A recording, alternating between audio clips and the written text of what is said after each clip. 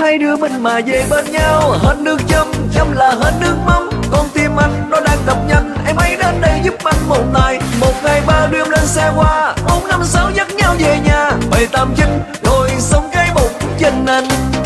Lần đầu tiên gặp nhau là anh đã buông lên mau.